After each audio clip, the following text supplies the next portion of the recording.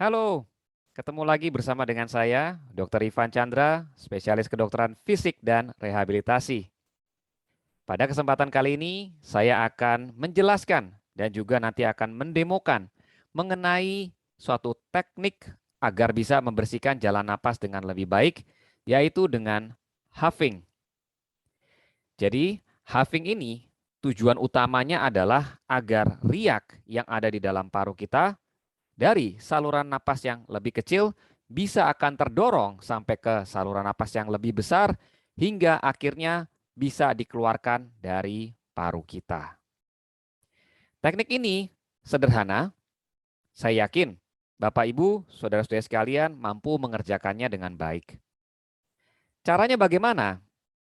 Caranya adalah menarik napas melalui hidung kita kurang lebih 3 detik, lalu kemudian kita mengeluarkannya dengan mulut kita. Tetapi di sini catatan yang pentingnya adalah kita perlu membuka mulut kita dengan besar. Lalu kita keluarkan dengan seperti membuat embun di kaca. Baik Bapak Ibu, saya langsung demokan saja.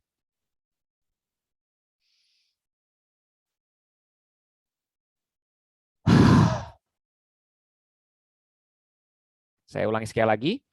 Saya menarik napas lewat hidung selama 3 detik. Kemudian saya mengeluarkannya lewat mulut seperti membuat embun. Dengan catatan mulut saya harus dibuka cukup besar.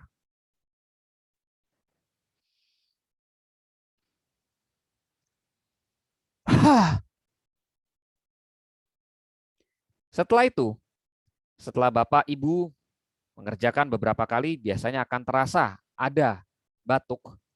Ya, kemudian setelah kita membatukkan, biasanya akan ada riak yang terasa ingin dikeluarkan dari paru. Maka Bapak Ibu sekalian perlu mengeluarkan riak tersebut, bisa dengan tisu. Ya. Kemudian setelah itu Bapak Ibu bisa cuci tangan. Nah, mohon agar riak yang mau keluar tersebut jangan ditelan kembali ya, tapi harus dikeluarkan. Teknik huffing ini sebetulnya bisa untuk berbagai macam masalah di paru. Namun ternyata ini juga bisa kita aplikasikan pada pasien COVID maupun juga pasien pasca COVID.